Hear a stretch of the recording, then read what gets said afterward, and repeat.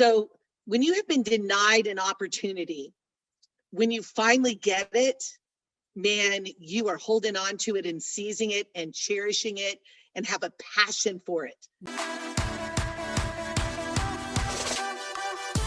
You're listening to the Gold Standard Podcast. I'm your host, three-time Olympian and motivational speaker, Leah Amico. On this show, we're going to dig deep to unlock what it actually takes to build a foundation for greatness. If you're an ambitious person with big vision, but you feel like fear is holding you back, get ready for some major breakthroughs. Let's dive in. Welcome to the Gold Standard Podcast. I'm Leah Amico, and we are sponsored by Major Media League. And I am so excited to be joined by my Olympic teammate, two-time Olympic gold medalist, Dot Richardson. She is a superstar. I'm so excited to have you on today, Dot, but let me share with our guests just a few of your accolades since you are Miss Everything.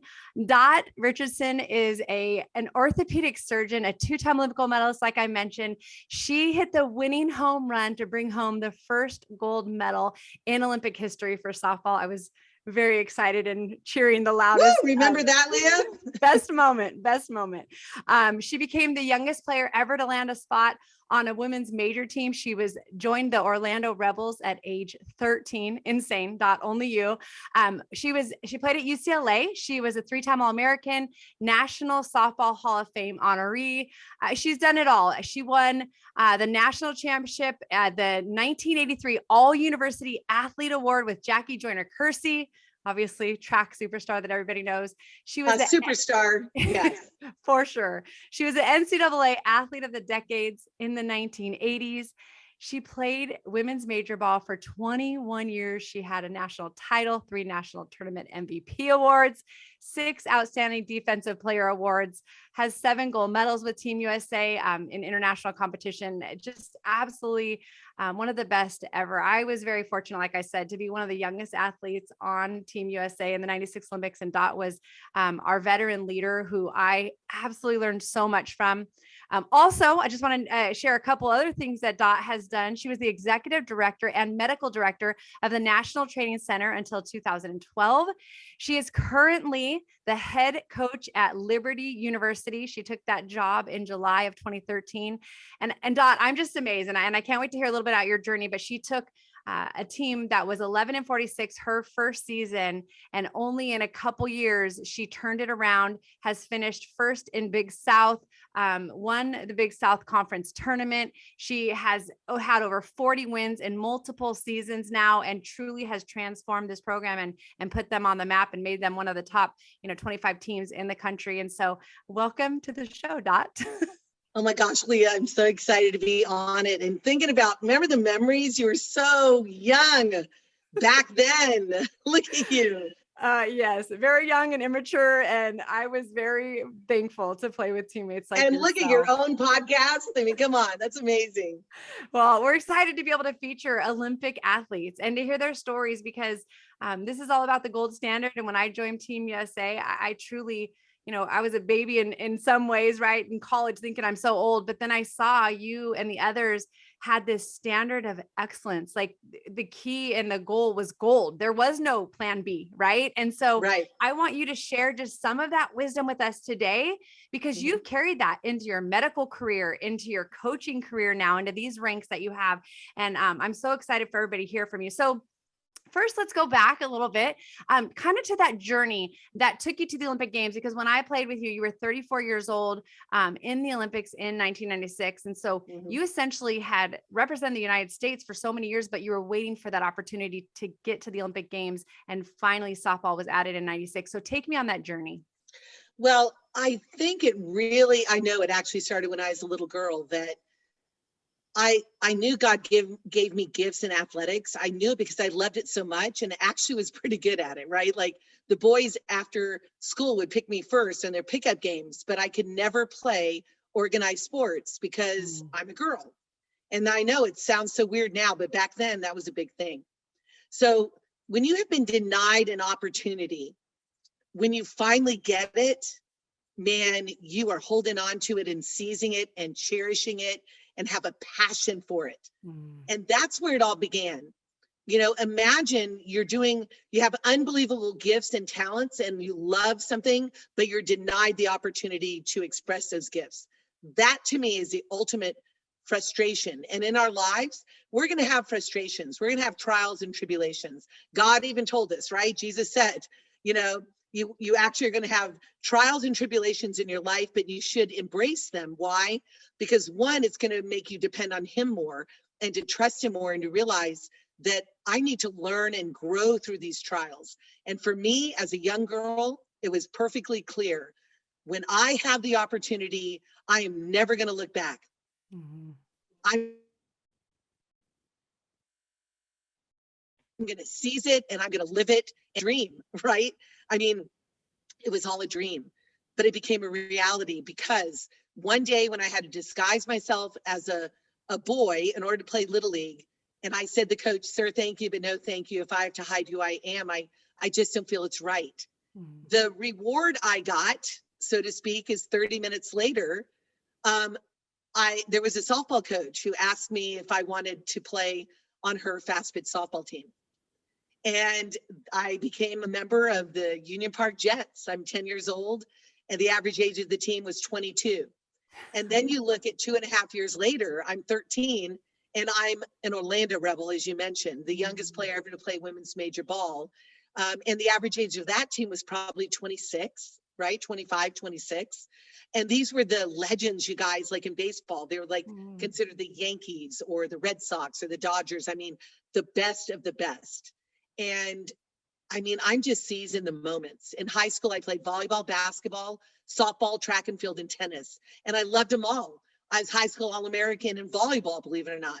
But I was playing in the summer with the Orlando Rebels, women's major level, and just loving it. And so all the other sports were in the Olympics, but not softball yet. And so what I did is I decided, as you talk about goals, I'm like, all right, what do I want to do with my life and with the just the opportunities and talent that I have and passion. And so I'd always set it in 4-year increments, kind of, ironically, right? Because that's college, 4 years, the Olympics, 4 years. And I knew that my dream of being an Olympian would never happen because I just, as you mentioned, was getting older. And in my career, I saw the first scholarships ever to be given. I saw the first white cleats ever to be worn in our sport. I saw the last wooden bat in 1975 ever to be used in our bat of fast pitch softball. But I loved all sports, but there was no Olympics going to happen for me, right? And so my pursuit of being a physician, again, as a woman, can I be a physician? And I was like, I'm just going to go for it. And next thing you know, I'm in medical school at the University of Louisville, and I knew I would not achieve that dream of being an Olympian, but I was going to help the next generation. So I did instructional videotapes, how to throw and how to field the ball and, how to hit. And this was something that had not been done, previously at that time. There wasn't a lot of instructional videotapes. And that was my way to give back to the sport because I knew being a doctor, everyone said your life is over, right?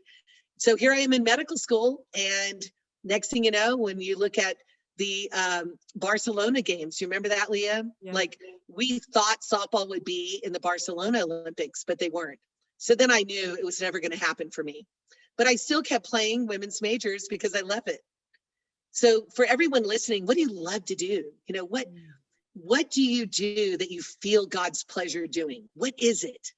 Is it academics, right? Is it athletics? Is it just running businesses? Is it being the best mom you could be, the best dad you could be, the best friend you could be? What is it? Like solving problems? What is it that you love to do? That God's giving you a gift doing and you feel his pleasure doing it. And for me, it was always athletics and the pursuit of being of excellence, right? Like, how do you glorify God? It's like using his gifts given you to the fullest, right? So people will see him in what you're doing. And so for me, it was just, I'm going to be the best I can be in the classroom, on the field, whatever it might be, that pursuit of excellence, because I was denied opportunity. Never again. I'm just going to break down walls if I have to. I'm going to climb over them. I'm going to dig under them, whatever it is to make it happen. And I get to medical school. So and Leah, what caused you to make that transition? Like, where did that come in of like, again, as a young, woman, like you said, young girl, you knew like, I love sports, right? And Yeah. so where did that shift come in? What kind of, inspired that? Well, I had been injured a couple times in my career, and I met orthopedic surgeons who specialize in sports medicine. And I just said, this is the dream. I thought of first being an athletic trainer, and I pursued that my first year in college. And then I realized I wanted a little more. So I thought about physical therapy, and then I said, nope, I'm going for it.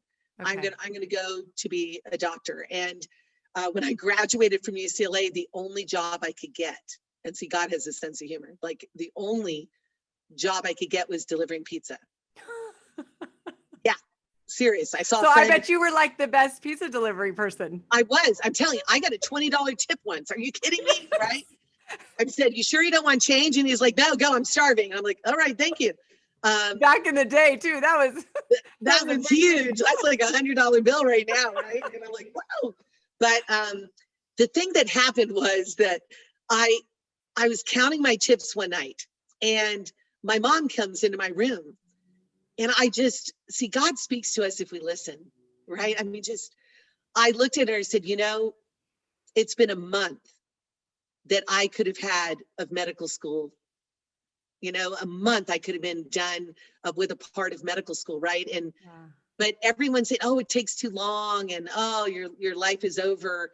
And it just hit me. Delivering pizza was the way the Lord spoke to me to realize time does not stand still. Yes. It doesn't. So what are we doing with our lives? What difference do we want to make in the world? And I want to say, what positive difference do we want to make in the world? And I just felt that calling in my life. And I want to encourage everyone listening to your podcast. We all have a calling. And that calling is to impact the lives of others, to let them see Christ in us, to love others as you would love yourself, treat others the way you want to be treated. And for me, I wanted to prove that it can be done, and I'm going to do it. So the future young girls will never have to say, thank you, but no, thank you. Like they have the courage to say, thank you, but no, thank you. I don't have to hide who I am. Like God made me this way for a reason. And I'm going to glorify him by doing what's right in his eyes. And so there you go. Next thing you know, my pursuit of medicine. And I think like, athletes like myself, I came up in this time where there were women like you that had broken down those barriers, who opened so many doors. So we didn't feel necessarily that same, pushback and not having many opportunities. I know it just continued to get bigger and bigger. Now it's just a whole different world, right? We just see these young athletes of today and what they're, what opportunities lie before them. It's absolutely amazing. But, looking awesome. Back, I think of people like you, but in a sense, in some ways, I think you're able to appreciate it that much more, and like you said, just even stepping on the field in that Olympic Games. Tell me a little bit about that, because again, there was a dream that you had. Tell everybody about this dream. The Gold Standard podcast is brought to you by Major Media League. Major Media League is a revolutionary competitive app launching in June 2022. This app gives softball athletes a platform to showcase their skills by participating in challenges and having the chance to win prizes and scholarships. This is also an opportunity to promote your own talent. For all the athletes out there, it's free to join. So go sign up today at www.majormedialeague.com. The link is also in the show notes. You'll be notified when the Major Media League app launches, so get prepared for the unbelievable opportunity that lies ahead to grow your brand as an athlete. Again, there was a dream that you had. Tell everybody about this dream. Oh my gosh. I'm a dreamer, right? I mean, we talked about that through the years, but when I saw the first Olympics ever on TV in 1968, right? I saw a pole vaulter go over a bar. And when he landed on the mat, right, the momentum took him up, and he looked up and saw the bar hadn't fallen. And his arms went up in the air because he realized he'd captured the Olympic gold medal. And the cameras are scanning everyone in the Coliseum. And they're like, cheering, USA, USA. And that night I went to bed and I had a dream. I was standing there on a gold medal podium in my dream. And I bent down and an Olympic gold medal was put around my neck. And I mean, I was like, 7 years old. And this dream was with me. I never forgot it. It was always with me. And every time I played for the United States of America, from the first time in 1979 at the first ever Pan American Games, we got a Pan American gold medal. And when I bent up, as grateful and humbled as I was, I always thought about that dream. I thought it was Olympic gold. And as I shared with you guys, it was like, I thought I'd never be an Olympian. It just, I didn't think it would happen, but God had plans, right? And so when we were named, what was it, September 5th of 1995, right, to the first ever Olympic softball team, Leah, right? It was like overwhelming.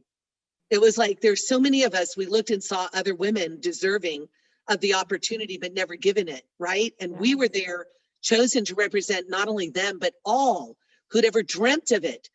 And yet open the doors for all in the future that would become a part of it, right? It's overwhelming, but it also, I knew that, wait, I'm going to live this dream. And then I had 3 other dreams, and I never shared them with anyone, okay, except this one reporter who asked me if I've ever dreamt of the Olympics. So I had to be honest with him. I said, don't tell a soul. You can't tell anyone, or it may not happen. But I saw myself hit a home run over dead center field fence. The second dream, I saw myself hit a home run over the right field, fence. And the third, I saw all of us standing on the Olympic gold podium receiving Olympic gold medals all around our necks, right? I mean, I had these dreams that were so vivid, right? They're right there. And when I walked into you remember what it was like in the opening ceremonies, like, what's Olympic? Olympic is the moment when Martin Luther King was put on the scoreboard. And he started saying, I have a dream. And we all felt that there was silence and peace throughout the world, like you could hear a pin drop. And what's Olympic is when everyone, for that moment, right, we're so focused on recognizing that we all are so special, right? It's not just as athletes, but we all have the opportunity, right, to be Olympic, right? The spirit of competition, the spirit of togetherness, the spirit of sportsmanship. It was just so, I'm getting goosebumps, right? Yes. Oh my gosh, Leah, it was like so awesome, right? And we got on the field, and then it just clicked. You know it. We were born to play the game, right? It just clicked. And I even asked you, I asked Sheila, I was with Sheila Dowdy just this afternoon, and I was like, okay, what was it like when I got up to bat? See, I was the leadoff batter, you guys, right? And I always had the feeling like everyone was like, well, if Dot can do it, I can do it, right? That was my rule. Right? Well, if Dot can get a hit, then I can get a hit. If Dot can get on, we're going to get on.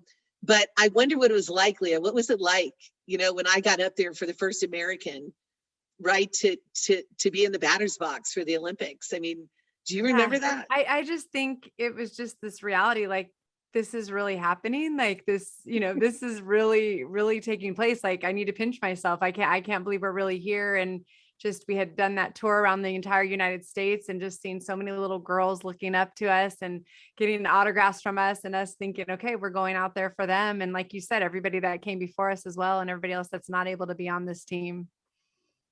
Well, the weird thing too for me was, everyone's like, wait a minute, I thought you were a doctor. Well, I'm ready to turn in my match list to find out where I'd be for the next 5 years of my life. Wow. That was the day we knew softball would be in the Olympics for the first time in Olympic history.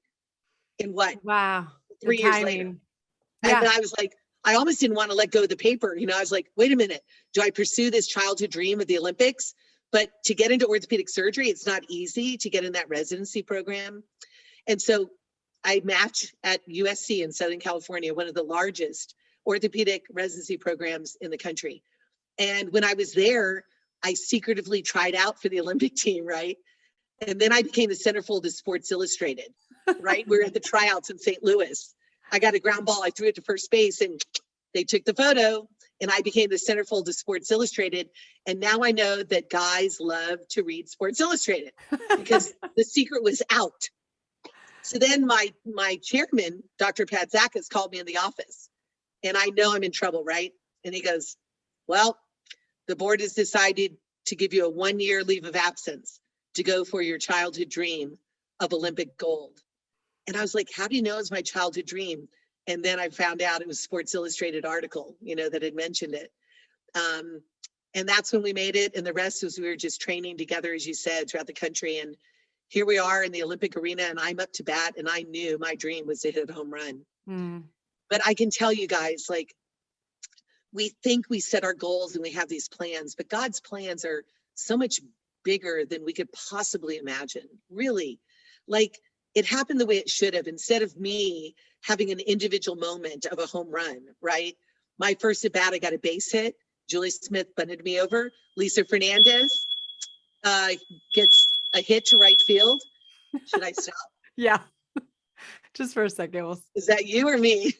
I didn't hear. Okay. Go ahead. You start with, I got a hit. Yeah. Start over with that. So it happened the way it should have happened. Instead, I got up, I got a base hit up the middle. Julie Smith bunted me over. Lisa Fernandez is up, hits a ball to right field. I round third and score the first run in Olympic history. The way it should have happened, teamwork, right? Yes. Teamwork.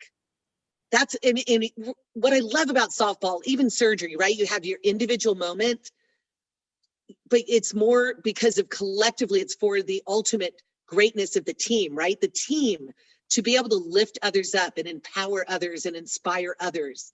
And that's what it was about. And that moment needed to be about that. But sometimes we have those individual moments. And my fourth at bat, like you mentioned, I mean, I hit the home run over dead center field fence, the first home run in Olympic history. And come on, Leah, whoever would have thought it would have been me? I know. Yeah. Not that you couldn't, but you were just known as making, being the spark and, and getting things going and hitting the ball in the gap and, coming up with big hits. But yes, the long ball, I mean, that was, and I just think it was pure adrenaline from waiting for this moment for 34 years in your life. It was like, but I mean, I'm rounding the bases. And when I saw it go over dead center field fence, that was my first dream. And my arms went up in the air, and Leah, everyone said, Dot, you should have done an underarm deodorant commercial because your arms were in the air so much, right? But what I was doing was reaching out to everybody, because my whole thought was, God, I wish everyone could feel what I was feeling at least once in their lifetime. Yeah. And it wasn't about hitting a home run. It was about dreaming so big when everyone around you thinks it's impossible, it could never happen. And you believe and you even dream about it. And it happens. I mean, come on. It was like amazing. And I just, you mentioned the gold medal game and how the home run happened. And, but it really was the ultimate, was the third dream becoming a reality. And that was all of us standing on the Olympic gold medal podium. And Leah, when that Olympic gold medal was put around my neck and I bent up, the first thought was, I lived the dream I had as a 7-year-old girl. And you're talking 27 years later. It's amazing. And I love that story. And I think it's so important. When you mentioned the whole, doing pizza, right? And delivering pizza. And I think, and it's not that delivering pizza is a bad thing, right? It's more that you had a calling and you knew in your heart that, for some people, obviously that's one step, right, in the process and whatever that is. But the other, I think, importance is what you were saying. God was speaking to your heart. Here's where you're supposed to be. You're right now. That is not where I have you. So you can choose to step up and go after what I'm calling you to, or you can stay back. And then through that, each step of the process, I think it's also important to point out, you had this dream for so long in softball. So you kept following this passion of yours, but like you said, you knew something else has to pay the bills eventually, right? You have to find this career. Yeah. And so that's when, like you said, because it made sense and you had been helped by people in the medical profession, now you started going this other route. And for everybody that doesn't know, Dot was known as Dr. Dot on our tour. I mean, she was the one doing so many media appearances on our behalf. And obviously everybody can see the energy you bring and the positivity, and just, that's how you played. That's how you lived. That's how you competed. And it really is contagious. It impacts people to this day. I just love our conversations, and so let's transition a little bit. I want to get into, this podcast is called The Gold Standard. And for us as Olympians, winning gold, everything was about living out the gold standard and everything we did. So when you think about the gold standard, what comes to your mind? Excellence. Yes. Passion, commitment, dedication, the pursuit of the big dream. When everyone around you might not support you or think it's possible, you never stop believing. The gold standard is you are not going to settle for anything less than your best. Yeah. And I think just that alone, right? We don't know the outcome. Nobody's guaranteed anything. There's going to be different challenges that come along the way. And we're going to talk about that as well. But ultimately it's about giving everything you have, trying your best, working your hardest, surrounding yourself with the right people, right? And keeping your eye on the prize, right? Like, and like you said, in those moments that you start to doubt, wait, why am I doing this? What are the things that infuse passion? Where is my belief set, right? And all of that. Okay. So the gold standard is an acronym. So goals, you talked about that. You talked about this dream and dreaming bigger than you even, thought was possible. What would you tell people, that, maybe think, well, I have these plans, but I'm not sure how to get there. And a lot of times people just think they give up before they even get started. What is the importance when it comes to goal setting? One is you need to realize what motivates you. Like, here's the thing. I've done motivational speaking, but I know that I can't motivate somebody. They can allow me in, but they have the power within them, right? To motivate themselves. Ephesians 3:20-21 is the Holy Spirit, and those of us believing in Jesus Christ as our Lord and Savior, right? That Holy Spirit gives us power, right? A communication to realize that, wow, I'm learning from these mistakes that are guiding me in a way that I have to trust. So trust the gifts that you've been given.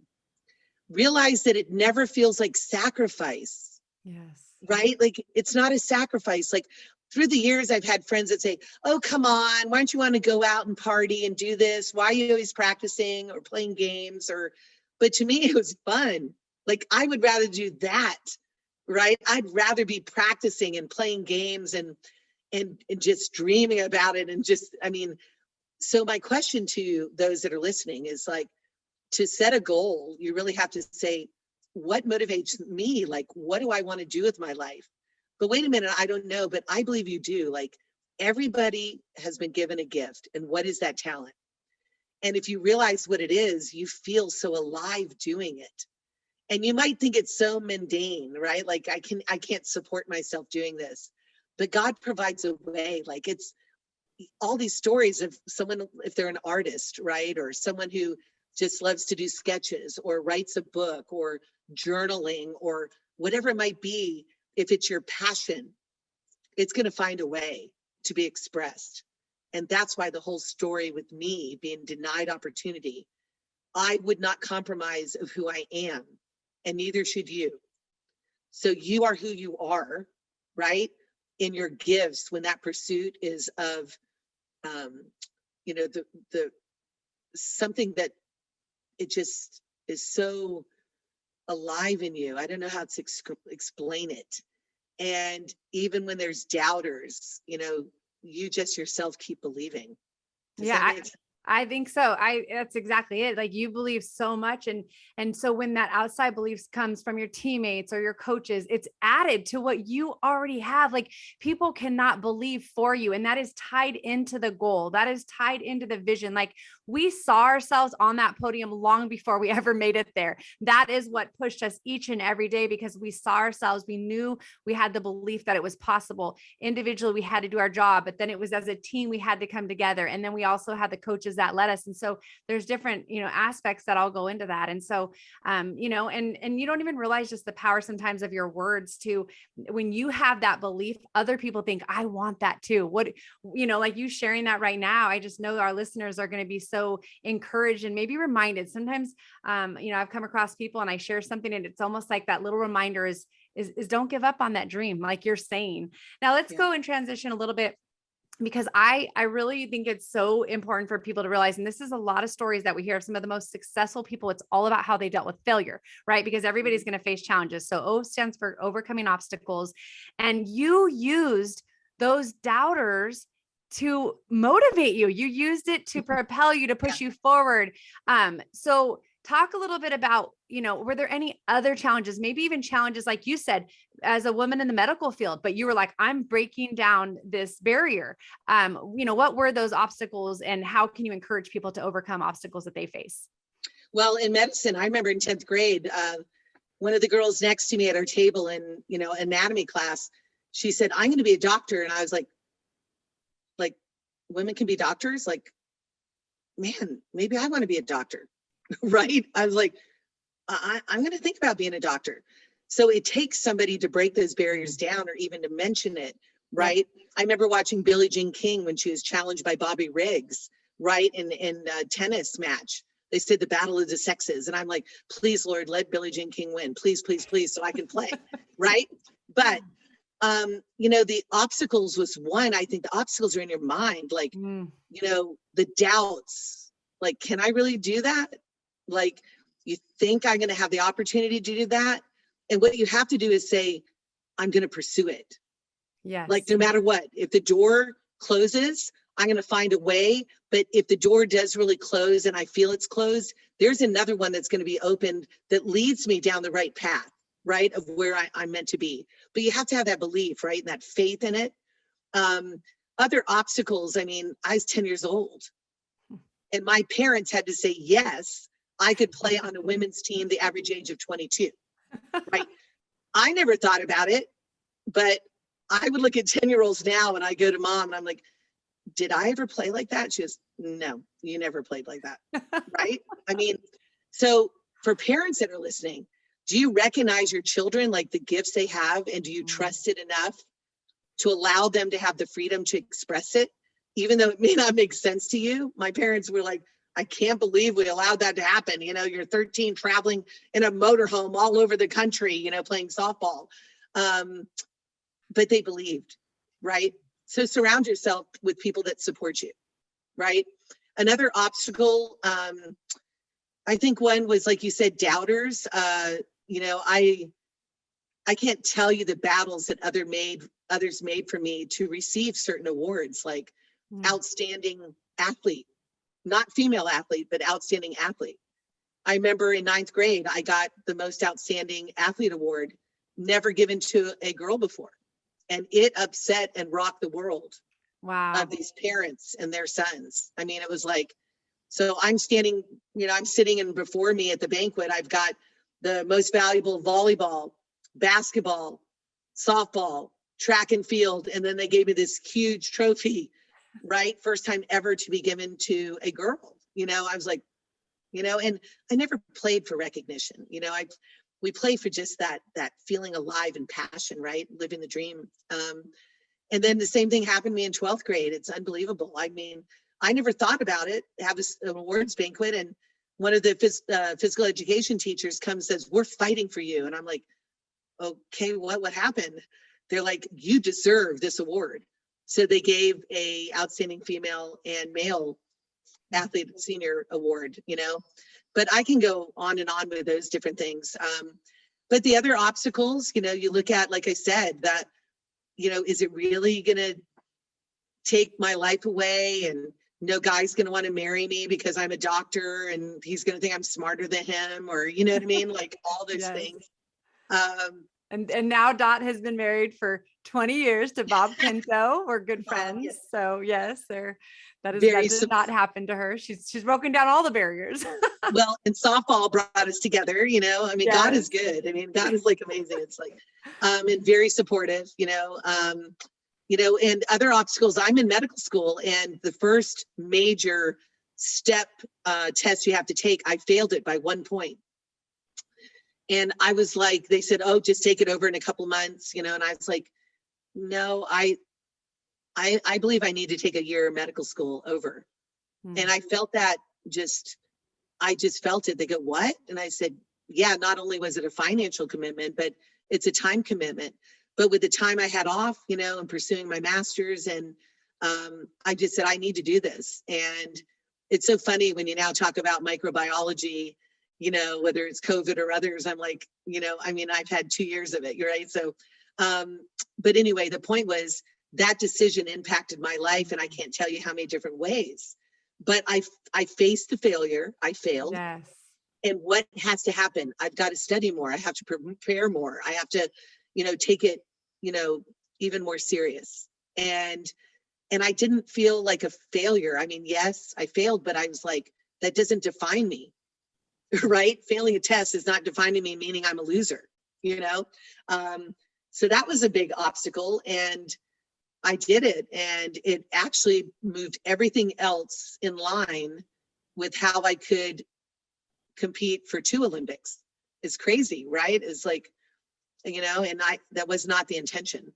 But that's another one. And there was a point too, they came up for the 2000 Olympics. I'm in my residency program, and I had not been on the national team for a couple years after the 96 Olympics. And this was really my last opportunity to go for the second Olympics. And I hadn't planned for it, but I wanted to go out on my terms, right? I'm like, I want to go out on my terms. Well, when I was supposed to get on the plane to fly to San Diego, right, Chula Vista, in order to try out for the Olympic team, one of my patients, had coded, and we brought him back, and we had to take care of him. So I missed my flight. So when that happened, I'm like, okay, maybe the Lord is saying, forget about softball. That's it. Forget about another Olympics. Focus on medicine. It's over, right? But instead I was like, okay, Lord, I'm giving it to you. I can drive. One of my colleagues like, it's only a 2-hour drive, right? So, but I hadn't slept in 36 hours. But I'm like, okay, I'm going to get in the car. And I said, Lord, if I feel really tired, I'm going to pull aside, get a nap, and then come back. But if I don't, you got me. And this is where you want me to be. Mm-hmm. So I didn't get tired. I pulled into a parking lot at the hotel, and you guys in the van pulled up, and here I am in my scrubs and change in the car, jump in the van, they close the door, and we're trying out, So life isn't easy. Life is tough, but wow.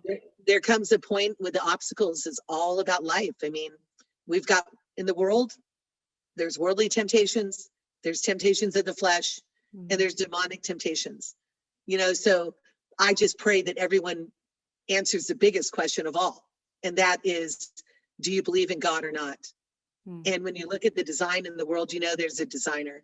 And I challenge you, because boy, that's the biggest decision we have to make. And that should be the gold standard in our lives, right? Are we honoring God? Yep. So take the L out. That's what you got, Leah. That's right. God's standard and the gold standard.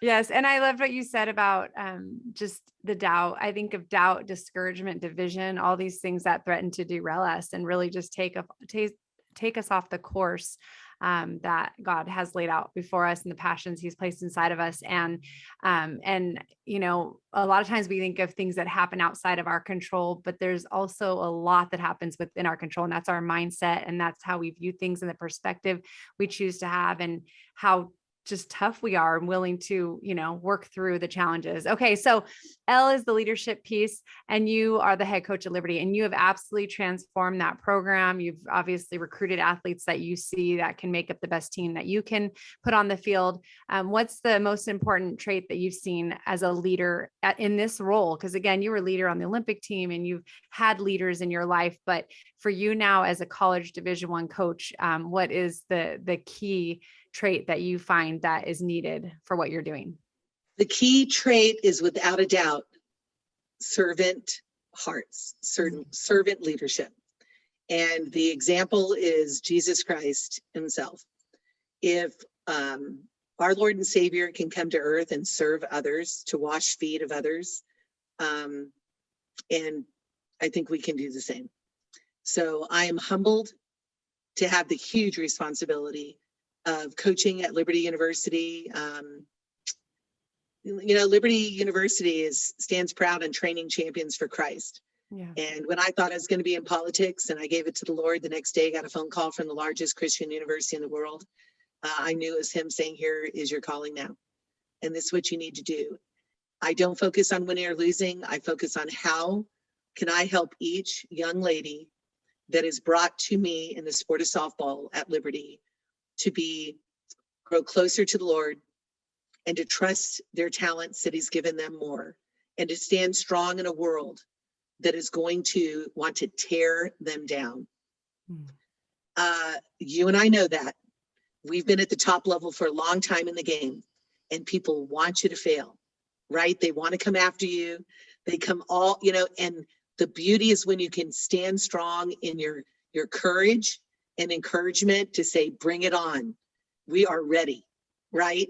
And we have to train our young women and young men to stand strong in Christ, where when the world is coming after them and Satan's coming after them, they can stand strong. in knowing whose they are, right? In Jesus and who he says they are, and not what the world wants to do, which is to pull you down in fear and doubt and disbelief.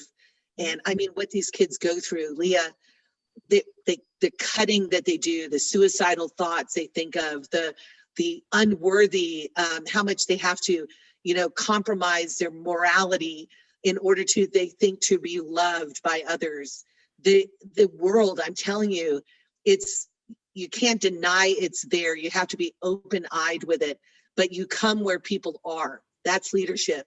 Where are they? And how do you help to shape them in a way that they know that they're never alone? And it's not just by you being there, it's by Christ being there, who died for them, was buried, and rose again. That is a servant heart leadership that I am committed to. I'm following God, and those that follow me, they're following him too through me if they're not on their own. And I know my staff is, Yes, I love that.